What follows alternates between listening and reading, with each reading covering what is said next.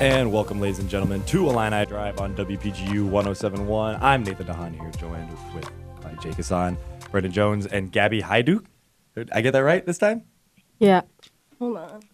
Yeah, these headphones aren't working, so I really don't know welcome, if we can. Welcome to this studio. We can hear. That's why if you ever watch it put up on Urbana Public Television on these Wednesday shows, you'll see me rocking Beats by Dre. It's not a plug. No, yeah, and it's not because like I don't know that Beats aren't like that great of headphones. It's just because a ton of the headphones in here don't work. Do you hear it? Like, is it working? I hear it. Okay, yes. then that's fine. We are on air. Then whatever, I'm done. I think we're good. Gabby filling in today instead of Alex. He could not make it, so should be fun though.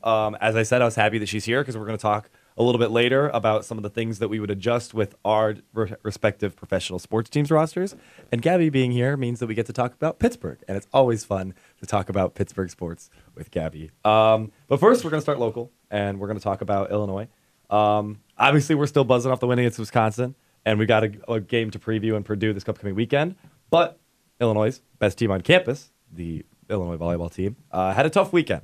And Brendyn, Gabby, both cover the volleyball team for the Daily Illini here in this very building. So I just wanted to open up to you guys, sort of give us an update about what happened this weekend and just sort of, what's going on with this Illinois volleyball team, because in terms of expectations, they're underperforming. Yeah. So on Friday, they played Wisconsin, and I had got back to my place, and I looked at the score, and they were up 2-1, like in the fourth. And that's a game, well, because we talked about it, Wisconsin has like 2 6'7", 6'8" middle blockers, and that's like not a recipe that you want to play with for how successful Illinois has been with hitting. Just adding that defensive pressure in the middle. But they ended up losing the fourth set and then severely underperforming in the fifth set against Wisconsin, to lose. But that was a game that was kind of in their hands throughout the first 3 sets. So it was kind of surprising to see them lose. But it just shows you like how tough, the Big Ten is, that, no matter what your lead is, it's never really safe. And then on Saturday, the next day, they played Minnesota. And it was kind of more the same. They were kind of just unable to kind of get those points. Something that we've seen throughout the whole season is that they can't really, go on runs, and they go on runs, but it's inconsistent, and they let other teams, go on more runs than they do. So they lost that Minnesota match 3-1. Yeah. And we talked about it this show that they are very tough opponents. That I mean, the whole Big Ten is tough, but particularly this 3-game road stretch Illinois is on right now. Those teams both ranked in the top 10. Yeah. This upcoming game tonight, they play Penn State in Happy Valley. That game is they're ranked in the top 10. I mean, so yeah, Illinois, this is probably the toughest 3 games that they have. It's 6 versus number 6 versus number 7 versus number 8, all away, and it's 3 games in 6 days. It's tough. I understand. I'm okay with this stretch only because it's in the middle of the season. And there's still, I think I counted yesterday, like 11. After Penn State tonight, there's still 11 Big Ten matches to go, 10 or 11. So I think to have this 6, 7, 8 stretch now is better than to have that at the end of the season. And then, if you have the same outcome at the end of the season, that kind of brings you down for playoffs. That kind of, sets you up for projected failure, I feel like. So I think to have that now, and then looking at their schedule going forward, it gets a little easier. I mean, obviously Big Ten volleyball is always going to be good, but they host Michigan and Michigan State next, and then I think Ohio State as well. Yeah, that's and those are all unranked teams. Yeah. They only have to play Penn State one more time. They don't have to play Minnesota anymore, not Wisconsin, not Purdue. Yeah. So a lot of the teams that are ranked, they don't have to play anymore, with the exception of Penn State that one more time. But this is a run where they can, perform really well compared to what they've, been doing. But they just do have a tough schedule. From this weekend, we sort of talked earlier about, like Megan Cooney was stepping up and the way that the team looked. Was there any sort of, star or standout players from this weekend or anything that you guys saw? I mean, I know you guys weren't there, but maybe from the box score or whatever that, something different that was going on this weekend. Because I feel like a lot of times when we talk volleyball, we talk about Jacqueline Quaid and we talk about Megan Cooney and there's, the same players, and also just sort of the same thing of, they won games they should win, and then in some of these other games they struggle. But is there anything sort of maybe different that came out of this weekend or anything that you guys were surprised to see? I would say just the improvement of Kennedy Collins. I think me and Brendyn both have been, obviously we've been covering this team since the beginning of the season, so we've both seen the like massive improvement that she's had. And I think it was Minnesota, maybe she had 9 blocks. Yeah, she had 10 against Minnesota. 10 against Minnesota. So I think the more she gets out there, she's a middle blocker, obviously. So the more she gets out there, the better she gets. And I think, she was a little inconsistent at the beginning of the season. It's also her freshman year, so Sure. it's kind of expected. But I think she's gotten a lot more consistent, and I think she just looks more confident on the block. You're going up against these big hitters, especially Minnesota has a couple really good hitters. They place the ball well. So I think to be able to get 10 blocks in that match really shows her improvement. And I think continuing to utilize her more frequently in matches is going to help because, and I saw a couple times, I was watching part of that Minnesota match, her and Micah Allison are really good together. And they're both new to this team. Obviously, Micah Allison, a sophomore, but just transferred to this team. And so kind of to have that new duo, I guess you could say, play really well and just look good together. I mean, that's just something that you want to see going forward past this year because you're losing a really good blocker in Ashlyn Fleming. You're losing a really good hitter in Jacqueline Quaid. And so to have a really good middle blocker in Kennedy Collins and, Micah Allison is used to play at the hitter spot, but she was a setter. That's her main spot. But we know Diana Brown is the setter. So they've kind of transitioned Micah to the opposite. And I think it's been really good to see her kind of thrive in a different area because that shows, just the depth she has. So I think to see that pair be performing really well is really good for the future of this team. Yeah. Yeah, I wanted to ask about Micah Allison, so I'm glad you brought her up and talked a little bit about her. So, Illinois volleyball, they take on Penn State tonight at 7 o'clock right after the show gets done on Big Ten Network, so check it out if you are not watching the World Series and you want to see some good volleyball. Moving on to another team on campus that's getting a lot of talk right now, getting national attention, is Illinois. Kirk Herbstreit said this last week, Illinois football, Kirk Herbstreit said this last week that Illinois football was the best performing team of the week. I mean, that's what's going to happen when you beat a Wisconsin team that was just annihilating opponents, that was just embarrassing people. And now they go forward and they got Purdue. Right now, if you look at the Big Ten West standings, Illinois is above Purdue because they have their one conference win. They're both 1-3 in the conference. Their one conference win is more impressive, and Illinois is 3-4. Purdue only 2-5. So Purdue, this is a team that came here homecoming last year and really kind of embarrassed Illinois when they started feeling good about where they were. Sort of same situation here. Illinois comes off of their first time they beat a ranked opponent since 2008, first time they beat Wisconsin since 2007. Illinois, the stats kind of remain the same. Illinois is a run-heavy team. They prefer to run the ball, whether it's Reggie Corbin or Dre Brown, Ravon Bonner, any of the guys they can use. Jakari Norwood's so fast. Purdue, passing team, very much a passing team. They averaged 324 yards through the air a game and only under 60 yards on the ground. So going into this game, this is a momentum game, right? I mean, this is one of those things that you have the momentum right now. You have people talking about you right now. You started getting that vibe around the team of let's go, like let's actually start making some noise in the Big Ten. You win this game, I think that Illinois season could get very, very bright. The gates could open up, and we could start seeing some really good football and some really competitive games for the rest of the year. You lose this game, I think it just puts you right back in the hole. But I'm curious what your guys' thoughts are. So we'll go around the table. It's definitely a momentum game and it's a game that you have to keep the momentum flowing because if you don't, you're right back where you were before in the Wisconsin game. The Wisconsin win doesn't mean all that much. It helps that Purdue just lost to Iowa, but Iowa's a ranked team, and now Purdue's going to be looking for their own momentum in their home stadium. Granted, it's not that far from Champaign, so I kind of expect I expect a good showing from the Illinois fan base because it is only like an hour and a half drive from here to West Lafayette. So we'll see what happens, but I think Illinois feels good. From what the players are saying, they feel good about their chances. They feel good about themselves and their ability to win this game. Yeah, I think they definitely have to bank on that momentum that they got from last week. As you said, everybody's talking about them, performance of the week, but they're still underdogs going into this game. So it's not like they proved that they can win on a big stage. Say what you want about that game, but they proved that they can win on that stage. Now they just have to prove that they can.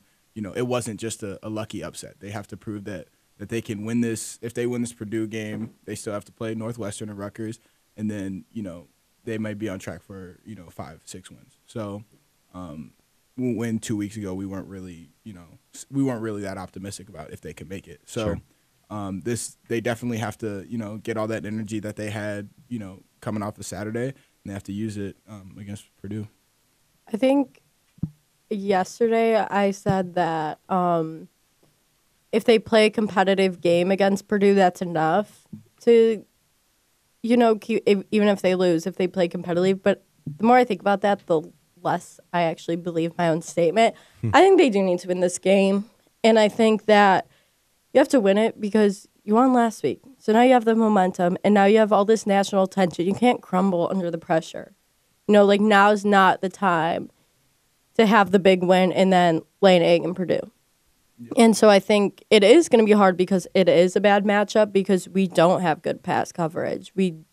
That's something we know the secondary is not strong, but we also know that we can run the ball against Purdue. And I think that's the biggest thing is both Purdue and Illinois, both their offenses have the advantage in this game. So I think it's going to come down to what defense performs. Yeah, and that's, I think, also what happened in the game against Wisconsin is Illinois' defense performed, and because of that, Illinois was able to, come away with the win. You look at the box score, whatever, Wisconsin wins in almost every category, but Illinois turned the ball over and whatnot. So I want to hear sort of like who needs to step up / keys to the game from you guys. I'm going to go ahead and start.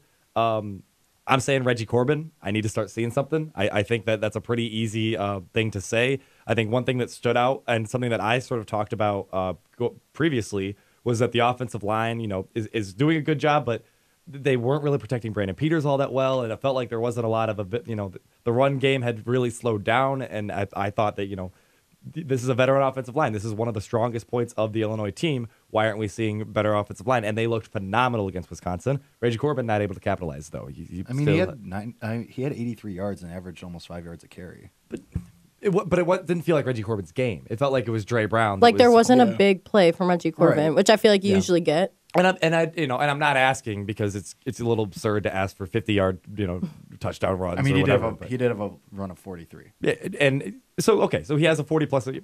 All right, Reggie Corbin still did Reggie Corbin, but not to the extent that we had expected Reggie Corbin. I don't know. You want a true domination game from Reggie Corbin like we've been expecting him to do all year. Yeah, I'm looking at Purdue right now, and they allow 157 rush yards a game. You can run the ball against Purdue, and I just need Reggie Corbin to step up and be that Big Ten star that we thought that going forward, because I asked for the offensive line. I got the offensive line last game, and now I'm asking for the running back to really show that separation from him to Dre Brown and Ravon Bonner and everybody else that you could throw in there. So I'm curious what you guys are looking for, what needs to happen in this game for Illinois to pull off. Yeah, for me, I think it's Brandon Peters and Josh Imatorbhebhe both together. Brandon Peters had a fine game. I think it was 9 for 21, no interceptions, 2 touchdowns, and that's good. But I think he could always build on that. He was definitely underperforming, after the first 2 games until the Wisconsin game. And I think I was talking to Gabby about this, but Josh Imatorbhebhe, I don't think he's utilized enough in the long pass, if that makes sense. I guess when you watch it on TV, it's different because you can't really see the receivers complete the routes all the time. But this Wisconsin game was the only one that I'd seen in person. And whenever they would line him up on single coverage, there were a lot of plays where, he might run a slant, he might run out, something like that. But every time he would run, something longer, I felt like they couldn't guard him. He had that one touchdown that was called back at the end of the first half. And then his other touchdown where he had the double move in the fourth quarter. He's really good, and he's not utilized enough in a long game. And I feel like that is a connection, Brandon Peters and Imatorbhebhe, that if utilized well enough in the long game could lead to a lot of big plays and some quick touchdowns. So that's what I'm looking at. And also coming off the news that Dominic Stampley is going to be out for the rest of the year. Trayvon Sidney. And Trayvon Sidney. No, Dominic. That's Trayvon what I Sidney's meant. Out. That's what I meant. I was like, wait. Yeah. No, I'm not. I'm That's not. gonna be a I'm problem. If you, All what right. do you know? If we're what I'm not breaking news right inside? now. I am trying to repeat names and I Rewind. Rewind. Trayvon Sidney out for the rest of the year. So seeing Edamore Bebe step up is going to be something that Illinois is going to have to see if they're going to keep going on this hot streak. Jake, key to the game, somebody that needs to step up. What do we got? Kind of to build off Brendyn's, because Imwadabrebe is he's a star wide receiver. Yeah. He's your number one guy. I do think he needs to get involved in the long game more, because his specialty is the jump ball and coming back for a pass or going over someone.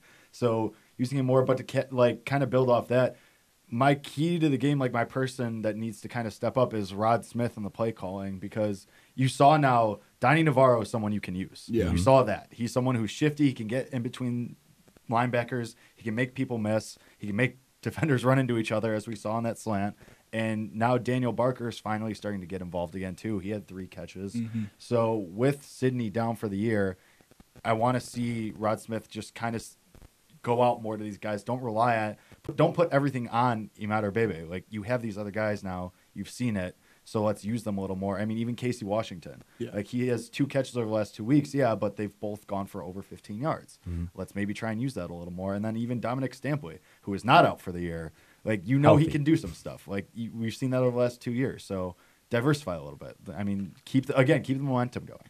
Even with that opens up the run game so much. If a defense is scared of what you can do on the pass, and Jake just said all these receivers that are capable of making long plays, that opens up the run game, takes more people out the box, and that's when Reggie Corbin can really go off, because he can make 1-2 people miss, but if you have 8 people in the box, it's kind of hard to do that. So, yeah. Gabby? Okay, everyone talked about the offense, so I'll bring in the defense. I was hoping somebody would. And, the defense played very well against Wisconsin, but they haven't been consistent all year. So I need a consistent 2 in a row defensive game. And I think that comes down to your linebackers. I think, obviously, Jake Hansen, Dele Harding, awesome games this weekend. Great takeaways, great tackles. The tackling has been an issue, and I think you really saw them tackle well, which, it seems like that should just be a given. But obviously it's been a struggle for this defense. So I think you need Jake Hansen, Dele Harding, Milo Eifler. You need them to have that same type of game.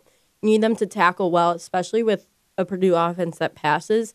Obviously, your long balls, that's your secondary, whatever. But those short slant routes, those short middle routes, Jake Hansen needs to be there. I think I was also talking to Brendyn about it. They ran a couple of those just quick tight end routes on a 3rd down, and Wisconsin converted almost every time. And so that play's coming, so you need to cover that middle.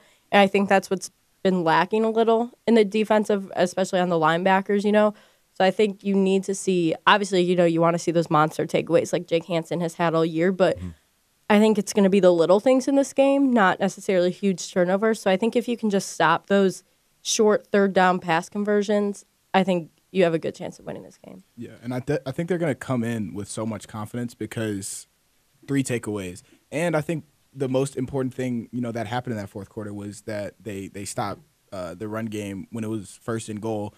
They stopped them 3 times, making them settle for a field goal. So I think they'll come in with so much confidence. Yeah. I finally had someone confuse me for Jake Hansen on Twitter.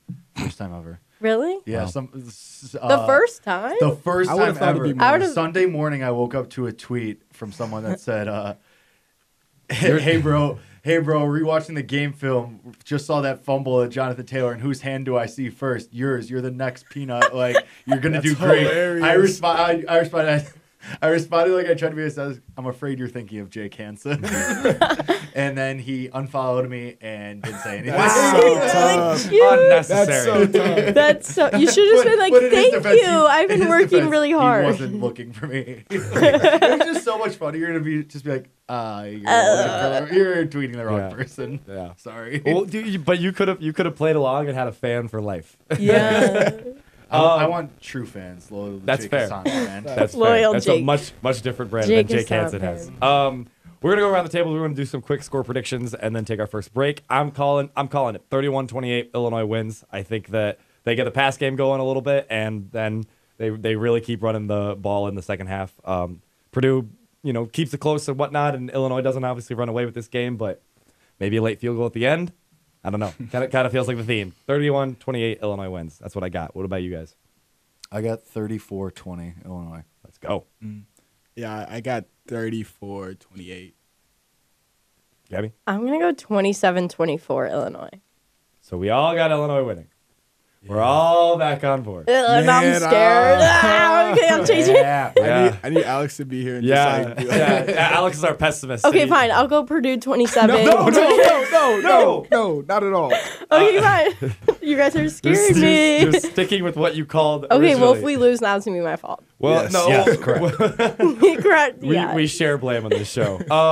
All right, so we're going to take a break. When we come back, baseball's being played. It's the freaking World Series, and the Nationals won Game 1. Quite surprising. We'll talk about it. Stick with us. We'll be right back.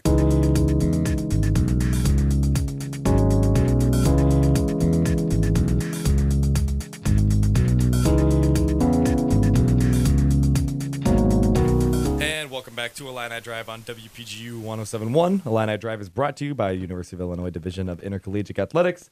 FightingIllini.com, unify, develop, inspire, achieve. We just got done talking about the Fighting Illini and their Division of Intercollegiate Athletics and many of their teams.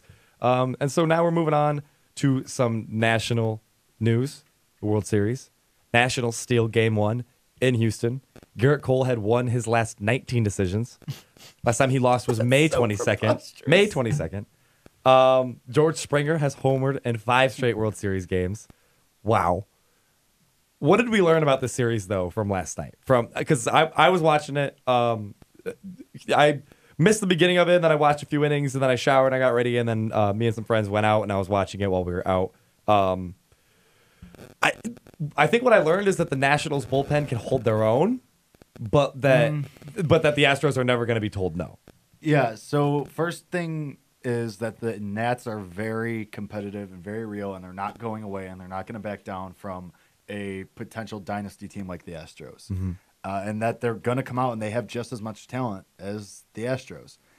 Second thing is the Astros aren't going to go away. If you put them down 5-2 or 5-1 or 5-3, whatever, they're going to keep fighting, and they have the talent to make it a game still. Like when Springer hit that double late in the game, I think it was the 7th, and I thought that could have been triple. Right. That could have been triple, but I thought it was a homer. I thought it was off the bat. I thought that thing was gone. And that's 3 feet. Right, They're not even a foot to the right. That's gone. A yard to the right, and that's gone, and Yep. the game is tied. Yep. And then even with Bregman up in the 9th, like I thought they can absolutely do this.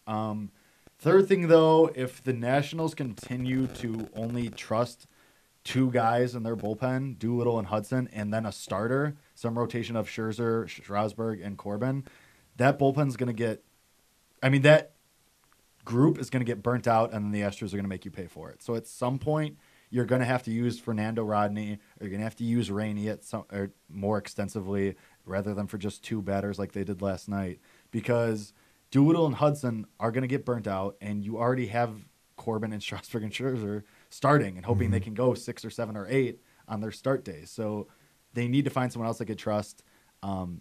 Just saying, if Fernando Rodney pitches in this game, he will have pitched in wildcard game, ALDS, ALCS, World Series, and in NL wildcard game, NLDS, and NLCS at least once, which is awesome. You stole my my stat. Sorry. It's okay. It's good. Apologies. No. That's just so cool. Has anyone ever done that before? No one's ever No done way. that That's before. crazy. I mean, yeah, every single round of the playoffs. That's Yeah. nuts. Tonight we get Strasburg Verlander. Verlander career 5.39 ERA in the World Series over 5 starts. So he's kind of okay, but he has a World Series ring. Yes, correct. I was gonna say, so he's kind of like Kershaw in a way, but that's not entirely. No. No. No, because I mean Verlander still was part of that 2017 team that won it and was very. So then where are these Verlander numbers coming from? I think it's from his time with Detroit. The Tigers, yeah. But also, which brings us back to how did in 2013 the Tigers not do anything, because they had Verlander and Scherzer and Anibal Sanchez, and then they also had David Price a year later, and Rick Porcello, and it's just bananas that team from like 2011 to 2014 never won a thing and got swept in the World Series one year in 2012. Right? Yeah, I think. Yeah. So speaking of crazy rosters, I came into the show today, and I prefaced this kind of when we opened the show It's about good that you came in on the show today. yeah. Thank you. Thank you. I prefaced the show saying that I was happy that Gabby was here because we could talk a little Pittsburgh sports. Because I want to pose this question to everybody at the table: if you could have one player in this World Series on either roster play any position, you can do positional need, or you can just say a player that you want. Who would you add to your team and why? And Jake, I'm going to start with you, and then we'll work our way around. So let me make sure I understand the question. This is inserting one of our team into the World Series. No. Okay. Inserting a player from this World Series. Okay. Onto your team, let's say to opening day of next year. Ooh. You can have anyone. Interesting. It's a good chance a lot of us pick guys in the Astros. No, I know who I'm picking. You're gonna pick Juan Soto? Yep. Yeah. And I was it's looking at him too. not close. Because the Cardinals have an outfield issue, and they need someone that is a star and that has the superstar potential in that outfield and in that lineup. And Juan Soto's perfect for that because he turns 21 on Friday, and he's already a star and is going to be the best player in the league for the next Wait, 5 he's years. 20. He's 20. He turns 21 on Friday. Yeah. Yeah, how's that make you feel, right? Yeah. I feel so bad Yeah. about myself. Yeah. Like, I actually was having a good day today. See, and the thing is, he was in the majors last year at 19 and was still doing these types of things, Well, I'm 19, so that's embarrassing. right? Yeah, now you know how I felt for the last Oh, 2 yeah, years. you're older than him. So you should feel Exactly. worse than me. Okay, now I feel better. I'm The year you turn 16 and you start watching the Olympics and realize a ton of these people Oh, are 16. yeah. Doesn't that hurt? The immediate point that you're like, wow. Every like, if you time my think about it- dad's like, "Where's your talent? Like, why aren't we?" I'm like, I don't know, Dad. Oh my God. Jeez, that's brutal. I met your dad. He's a nice man. He didn't say that to you. Really? Wow. All right. Now I know why Gabby's so full of Yeah. rage. Well, why she comes in here so hot. No, my dad's a nice man. He didn't say it like that. But he Then did. how did he say that? He basically just said like, I don't know. It's like Gabby, sweetie, where's your talent? I have talent in other places. You're a great producer. Hey. That doesn't win you Olympic medals. No, it doesnesn't win Olympic medals. It doesn't. It doesn't give you money either. Wow. So I mean, Maybe one could, day. Yeah. Okay, Brendyn, you could have anybody. You can have anybody on this roster. Yeah. You're adding them to the Chicago Cubs. Yeah, I'm adding a pitcher. Yep. It'll probably be Steven Strasburg. That's Okay. what I like. Okay. Yeah. Out of everybody. It's the beard. yeah. That's what it is for me. Strasbeard. Yeah. That's what I think the Cubs I think they have a lot of hitting talent. Obviously this year they struggle with being healthy and culminating talent at the same time, I guess. But I think pitching was something that from the beginning of the year the Cubs were struggling with. So I definitely add a pitcher and I choose Strasburg. Yeah, I think everybody would love the starting pitcher on every baseball team. You plug one in and it automatically makes your team better. Gabby, you're Pittsburgh Pirates. my Pittsburgh Pirates. You can have anybody in this. Okay, well I need a say it. what? Yeah. Garrett, you want me to say Garrett Cole because we already had him and we traded him? Yeah. Okay. He's Are you gonna- happy? he's Like, gonna- Are you happy? No. I would actually Verlander, maybe. He's pretty old. Like, okay, I mean, guess. you're not adding Verlander to a rebuilding team because I think you also have to consider. Yeah, but if I was It's like, hypothetical. Everybody mean, can like, dream. yeah. yeah. like, So if he was like, I don't know, if we weren't trying to rebuild, like, say I just wanted like a quick, like, good season. You're going Justin. Yeah, Verlander. I mean, I don't really even know if I want to say Garrett Cole because we already had him and like he didn't really thrive with us, which I get because who does? I mean, like we're Yeah. bad. Andrew McCutcheon left. Like, I don't know. We definitely need a pitcher. We need a lot of things, but we need a pitcher. So I'd probably, I mean, hypothetically, I'd want Garrett Cole, but Yeah. he left us. So Oh, he didn't leave you. He He didn't voluntarily leave you. no, I know. But yeah. He's that ex that's with somebody like way hotter than you now, and you're like, yeah, and it's like sad. You're like, so, This like, why do stinks. they get him? Like, no, yeah, I don't know. I just think the whole Pirates need to like rebuild everything, So but he's that's a Cubs different Josh conversation. Donaldson. yeah, something like that. Yeah, I mean, Look at it. Or DJ LeMahieu. I'm saying George Springer for the Chicago Cubs. Lead up. Can I ask a baseball question? Go for it. Just cut into my How time. do we?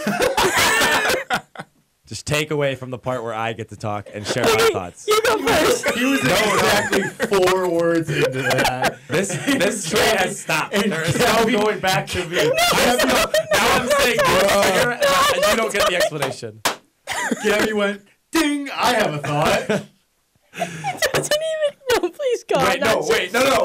Now that you say it doesn't even, like you're saying that maybe this isn't worth the stop, it is absolutely needs to be said now. Bruh.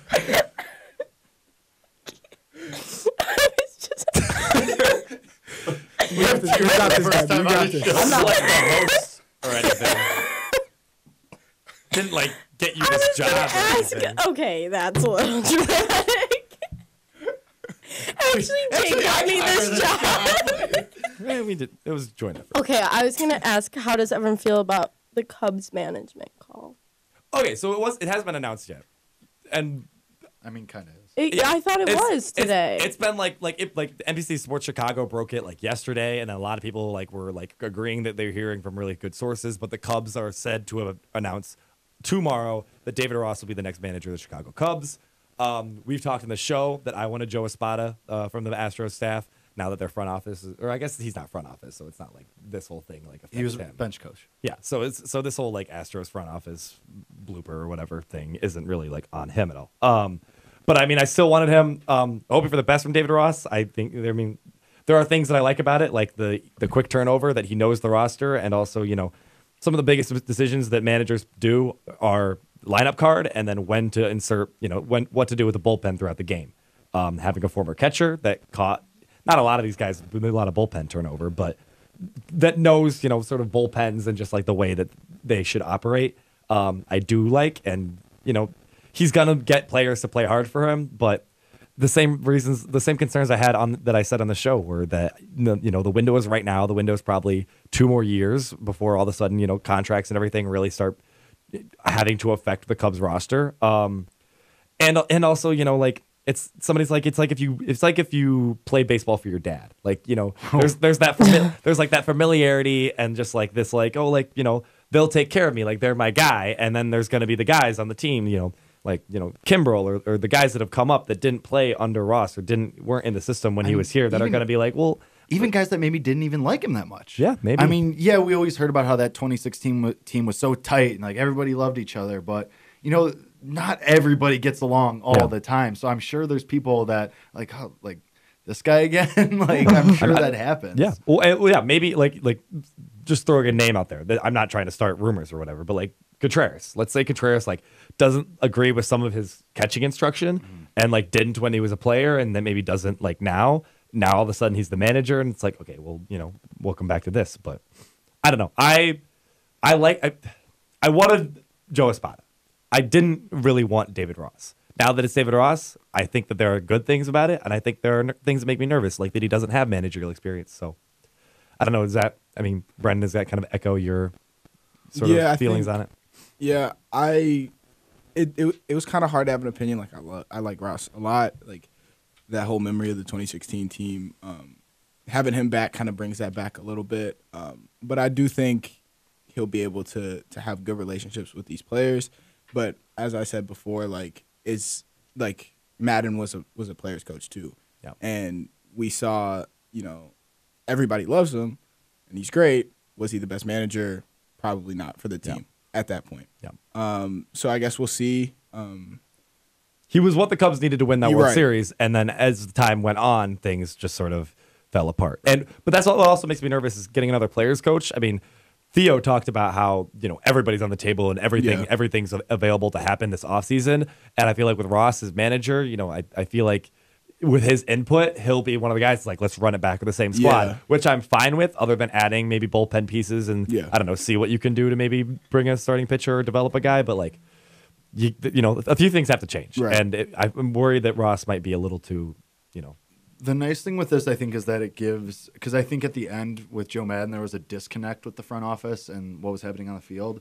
I think with David Ross, there's that direct pipeline, direct line of communication But again, that could go sour if David Ross starts to think like, okay, here's some tactical things that I've learned over a 13-year playing career that I think are better. And then Theo says, no, you need to run John Lester out there for a third time through the order. And David Ross says, no, I don't, because that's how we lose. And then, I mean, there's benefits and there's disadvantages to that. If from an objective standpoint of someone who isn't a Cubs fan, I think this will work out okay. I don't think it's going to be a slam dunk move, but I think it's a move that will resonate well with the players and with the fan base, and I think it'll keep the locker room together. And I think it's a move that suggests it's a hire that suggests that there will be trades coming for the Cubs, because you're going to need someone in there who's going to be like, okay, guys, we lost so-and-so, but we got to still rally. There's still a core group. So I think that there's writing on the wall there. All right. Yeah. You're welcome, Cubs fans. Sorry again for the interruption. So That was incredible. But I appreciate everyone's comments, so thank you for answering appreciate my your question. yeah. George Springer, because we need a leadoff man. On this day in 2000. On this day in 2005, Canerco's Grand Slam and Scotty Pod's walk-off home run for the White Sox in Game 2 of their World Series. Shout out White Sox fans, because we never talk about the White Sox on here. And, I met Scott. Is anyone a White Sox fan? No, No. but Jake covered them all summer. It's true. Oh, Oh, he yeah. did do that. So Jake is very in tune with the White Shout Sox. out Jake. Shout out. Scott Fitzednick, very nice guy. Southern accent is awesome. There you go. He's got that Texas drawl. That's going to do it for our talking baseball here. We're going to take another quick I break. really thought you were about to close the show. No. Hold on, I'm mad.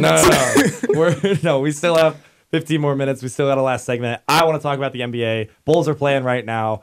The Clippers beat the Lakers last night. All that good stuff. So we're going to talk NBA when we come back right after this.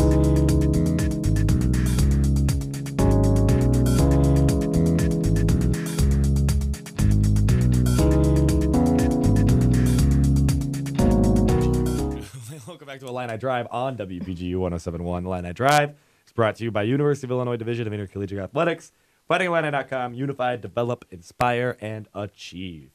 So I was all excited to talk NBA in this C block with these 10 minutes or so left of the show. But Brendyn brought up a very interesting story that I think needs to be talked about because it's Illinois relevant and it's happening right now. So Brendyn, I want you've sort of read more up on it than we have. So why don't you tell us what's going on? So for those who do not know, the Chicago Teachers Union is striking right now. So all Chicago public school kids are out of school. And that affects their school, but it also affects athletics. So while the strike is going on, they're not allowed to practice and they're not allowed to participate in games. And this being week 9, this is the last week of the season for them before the state playoffs happen. And there's a bunch of teams that were kind of banking on this week to try to push to try to get the 5 wins necessary to even qualify for the playoffs. And then if you only have 5 wins, you're kind of put into a category, and then whoever has like the most playoff points will then be entered into the playoffs. So there's a bunch of teams that are now kind of like statistically eliminated from it because they won't get even the 5 wins needed to qualify for that pool of people that might get in the playoffs.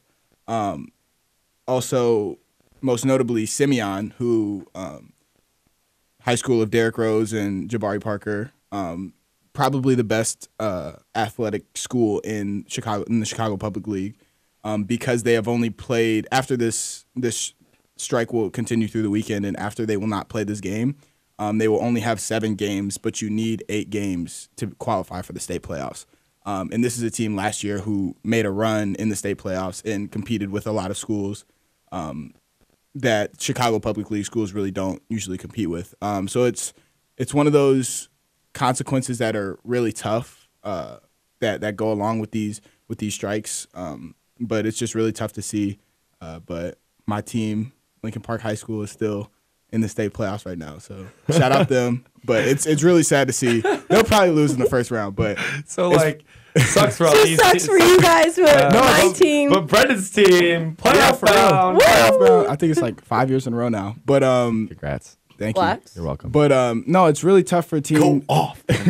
For like Simeon, because like that's a team that I had to play them once or twice in my high school career, and they're so good. They're really well coached, and they have enough athleticism to compete with anybody in the state.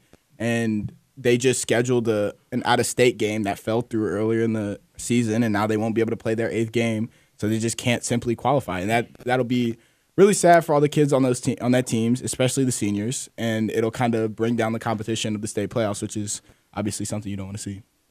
Yeah, that's very annoying, especially for those high school kids. And right now, playoffs are everything. I mean, like you remember how invested all of us were in high school sports at the time, and being told, Simeon's football team ranked top 15 in the state, having them be told, as good as you guys looked last year, and as much as you want to make it a push for it this year. You don't get to because legislation and the teachers can't come to an agreement on us because of the strike. Yeah. And that is really sad to see. And if this keeps continuing, it'll affect other sports. I mean, it also it affected the women's soccer and men's soccer. They already had to forfeit playoffs. I mean, like that's going on right now. The strike is just the beginning of it. Yeah. They don't even foresee a end to it right now, which is really sad to see. Because one, kids are out of school, and two, these athletic teams aren't being able to compete at the level that they want to. So, especially with basketball season coming up. Yeah, I mean that's big because high school basketball in Chicago is huge. Yeah, and unlike football, in Chicago, there's only a couple teams that compete statewide. Phillips, Simeon being some of those. The Chicago Public Basketball with Morgan Park, Simeon. Even Lincoln Park is pretty competitive. Whitney Young, like these are all teams that consistently go out in state and bring home championships to Chicago. So I think it'll be done by then, so that everybody can get the games they need. But it's just something that is a consequence that really sucks. Soft segue. What high school did Anthony Davis play for? He played for Perspectives Charter. No, did he play for? No, I'm thinking Jaleel Okafor. Yeah, Jaleel Okafor played for Whitney Young. Yep. Anthony Davis played for a charter school, so not a Chicago Public League school. Okay, but they still played. Chicago kid. Yes, he is. Jabari played for Whitney Young too, didn't he? Jabari Parker played for Simeon. Yeah. Derrick Rose played for Simeon. Yeah. I stick at this. Trying to think anybody else in the league right now. Derrick Rose. Derrick Rose played for Simeon. Yep. Where did D Wade play? D Wade played. Wasn't he? He's like Deerfield? No. Yeah, he wasn't. He didn't live in Chicago. He lived in Robbins, Illinois, which is like the first suburb south of Chicago. I can't remember what high school he played for. Harold L. Richard. Yeah, there you go. Yeah, but his son, when D Wade had that one season in Chicago, his son played for Mount Carmel. Okay. Which is a big. Yeah. That's where Donovan McNabb played as well. I bring up Anthony Davis and where he went to high school because Anthony Davis played last night. The Lakers played last night. New look Lakers. Great segue. Yeah, thank you. They fell. I didn't even see that coming. Good job. They fell to the Clippers. I have the Clippers winning the title this year. In my opinion, I think that they are probably. I think a lot of people think that. I mean, Kawhi does what Kawhi does, and he's just a winner. Yeah. You add Paul George onto a very deep roster. They've got they're the best defensive team, at least on based on the players they have in the court.